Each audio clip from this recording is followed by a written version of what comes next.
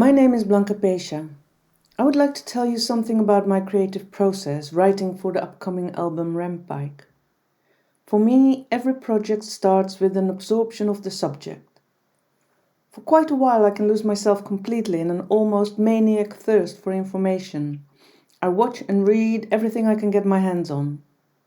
This way I gain new insights that often go hand in hand with broadening my vocabulary. From that wealth of information I discover exciting word relationship.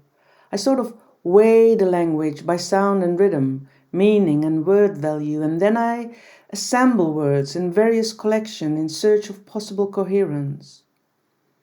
With this language luggage, the most dangerous part of my exploration begins. That is, finding the correct placement of language within a musical composition. The foundation for this is the structure of the text itself. When I received the first auditory sketches based on the life of trees from sound artist Timon Persson, I knew that I had to work very minimally.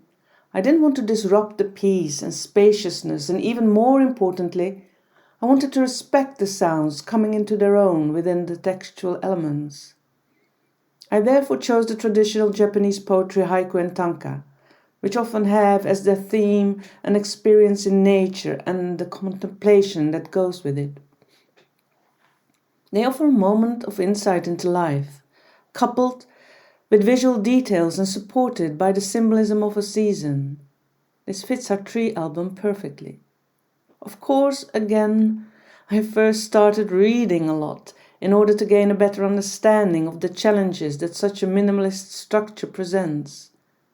In short, a haiku consists of 3 lines of verse containing 5 syllables. The tanka has an extension of 2 lines of poetry with each 7 syllables. At first, you might experience this rigid limitation as totally absurd, or at least as very oppressive. The modern variant, therefore, completely abandons syllable counting, often with a, in my opinion, valid argument that the Japanese language has a different structure that cannot be transferred to other languages. Try counting the right number of syllables within English sounds for a start. It can be very confusing. Since the beginning of my professional writing, I've chosen to write in English, because even in its basic form it makes my work internationally accessible. For this project I decided to stick to the right number of haiku and tanka syllables.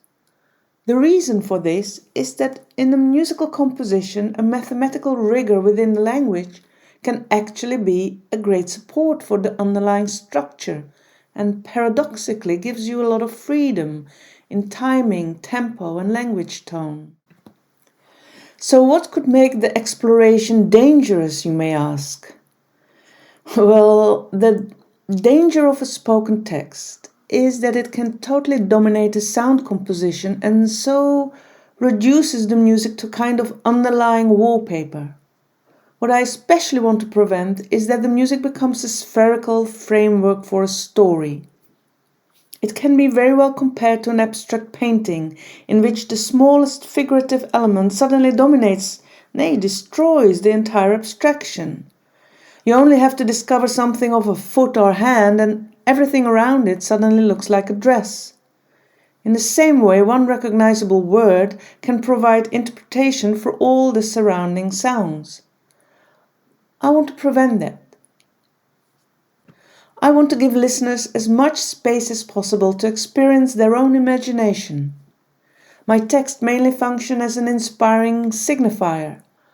The words serve as signs or indications.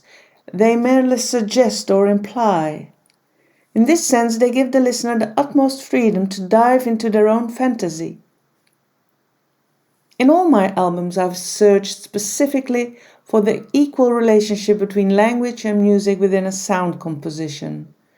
I therefore focus on finding answers to certain questions such as how much silence can we tolerate between 2 words before the cohesion is lost?